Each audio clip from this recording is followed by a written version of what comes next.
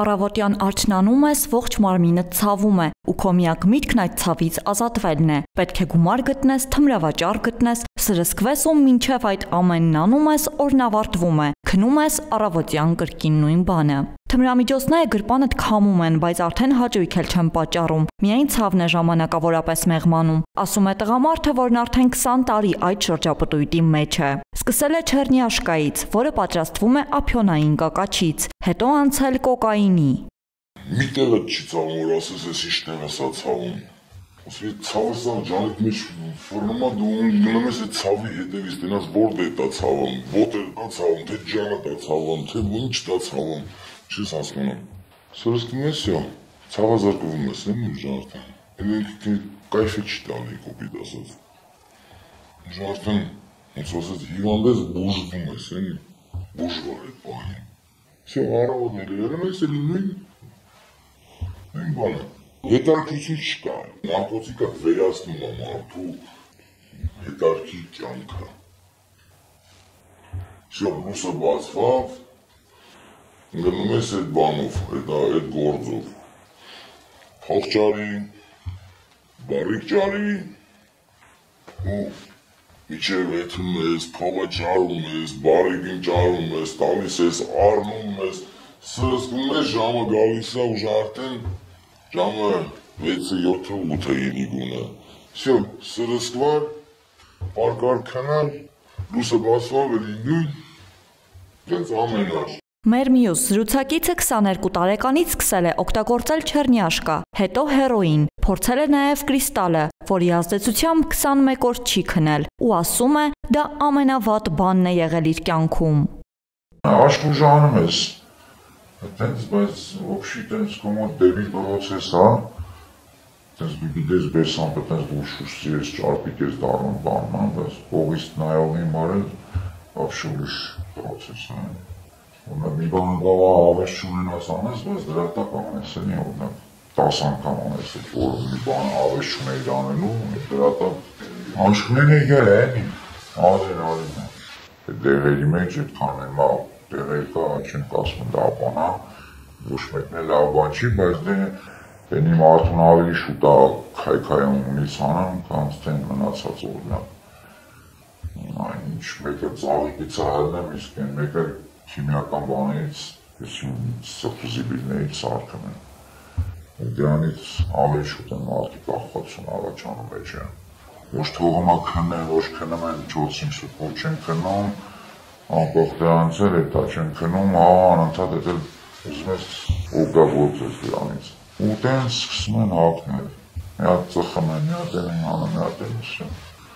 Կրիստալին երիտասարդները պարզապես սիրահարվում են։ Սկզբում սիրահարվում են հոգեվիճակին, երբ ուղեղն առանց հոգնելու աշխատում է, բայց արագ ձեռք են բերում կախվածություն, հոգեկան վարքի խանգարումներով։ Այն հստակ արտահայտված նեյրոտոքսիկ ֆունկցիա ունի, այսինքն այդ գերակտիվությունը զուգորդվում է ուղեղի հյուսվածքների ոչնչացմամբ, քայքայմամբ, ինչը բերում է ուղեղում կայացած կապերի խանգարման, ֆունկցիաների խանգարման ու փոփոխության։ Կրիստալն այնքան ուժեղ նեյրոտոքսիկ ազդեցություն ունի, որ առաջին իսկ օգտագործումը բերում է որոշակի փոփոխությունների, որոնք խորանալու եւ օրգանիզմից դժվար դուրս գալու միտում ունեն։ Մարդիկ կախվածություն են ձեռք բերում ոչ միայն բուն թմրամիջոցից, այլև դրա օգտագործման պրոցեսից, թմրամիջոցը հայթայթելու, անգամ ներարկելու գործողությունից։ Ասում են, թմրամիջոցից հրաժարված մարդիկ կան, որ ժամանակ առ ժամանակ ներարկիչը կպցնում են ձեռքին, եւ դա կարծես իրենց հանգստացնում է։ Թմրանյութերից կախվածություն ունեցողների հետ աշխատող իրավապաշտպաններն ասում են, եթե թմրամիջոց հայթայթելու վրա ծախսվող էներգիան ծախսվի ինչ-որ բիզնեսի համար, այդ բիզնեսը ուղղակի կծաղկի։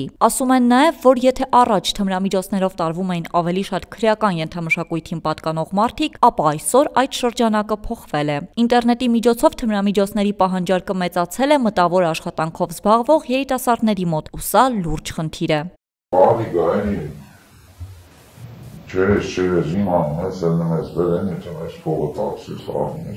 Դեղավաճառը բան անում, ինքը համոց է մարդում է գտնում իրար, տենանով շատ կլենտ ունի, կլենտուրա են հավաքում, դե աշխարհի ամենաուժեղ բիզնեսն է, չէ, նարկոտիկը և զենքը,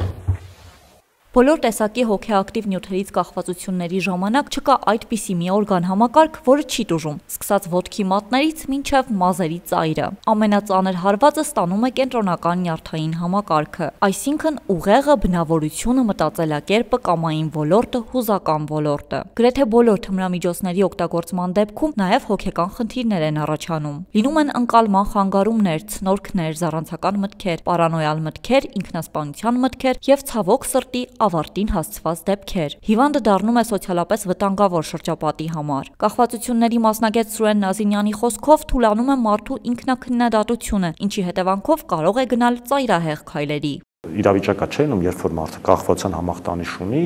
ինչ որ միջավայրում է ինքը, բայց պարտադրված պետք է այդ նյութը գործածի ու ինքը առանց նայելու, այսինքն որոշակյանում ինքնակննադատությունն էլ է իշտում։ Ինքը կարող է օրինակ սանհանգույցում առանձնանալ ու գործածի այդ նյութը, շատ է լինում, չէ՞, օրինակ սանհանգույցներում կամ ինչ-որ միջանցքներում, հատկապես գիշերային ակումբներում, երբ որ գերդոզավորումներ ա լինում, մարդուն գտնում են։ Իսկ ինչպես հասկանալ, որ արդեն մարդն ունի կախվածություն։ Մասնագետի խոսքով թմրանյութ օգտագործող մարդն ինքն է առաջին զգում կախվածության զարգացումը, թեև հաճախ չի բարձրաձայնում։ Չափորոշիչները 6-ն են։ Եթե մեկ տարում դրանցից 3-ը միաժամանակ նկատվում են, արդեն գործ ունենք այդ հիվանդության հետ։ Առաջինը տոլերանտության բարձրացումն է, այսինքն տվյալ նյութի չափաբաժինների շարունակական ավելացումը։ Ծանր թմրամիջոցների դեպքում, պայմանական ասած ծանր թմրամիջոցների դեպքում այդ տոլերանտության բարձրացումը շատ ավելի արագ է տեղ ունենում, քան օրինակ ալկոհոլի դեպքում։ Օրերի ընթացքում ընդհանրապես, օրերի, շաբաթների ընթացքում։ Այս առաջին նշանն է, երկրորդ նշանը դա զրկանքի համախտանիշն է, զրկանքի համախտանիշը դա օպիոիդային կախվածությունից պացիենտների դեպքում մենք անվանում ենք դրան լոմկա։ Օպիոիդային թմրամիջոցների դեպքում դա արտահայտված ոսկրամկանային ցավերն են, հոդային ցավերը։ Ամեն մինութի դեպքում տարբեր է մարդու կյանքում սկսում է տվյալ նյութը դոմինանտ տեղ զբաղեցնել։ Կախվածությունների բուժման ազգային կենտրոնում բուժումն իրականացվում է թե ստացիոնար, թե արտահիվանդանոցային եղանակներով, կախված վիճակի ծանրությունից։ Կախվածությունը խրոնիկ հիվանդություն է, հիշեցնում է մասնագետը, ինչպիսին շաքարային դիաբետը, հիպերտոնիան եւ այլն։ Խրոնիկ հիվանդությունների դեպքում բուժառուները դուրս են գրվում ոչ թե առողջացմամբ, այլ լավացումով, ու սրացման ռիսկը միշտ կա։ Օպիոիդային թմրամիջոցներում գործում է փոխանցող բուժման ծառայությունը, երբ որ օպիոիդային կախվածություն ունեցող պացիենտին տրամադրվում է համապատասխան նյութ, համապատասխան դեղամիջոց, ամենաարդյունավետ բուժման եղանակը օպիոիդային կախվածություն ունեցող անձանց դեպքում դա թե միջազգային կառույցներն են պնդում, թե զարգացած երկրները։ Քանի որ կախվածություն ունեցող մարդիկ այլ օրգան համակարգերը տել են խնդիրներ ունեն, հաճախ ուղեկցող հիվանդություն եւ բարդություններ ունեն, նյարդաբանական, սրտաբանական, կենտրոնում այդ ծառայություններն էլ կան, թե սրտաբանի, թե նյարդաբանի, նաեւ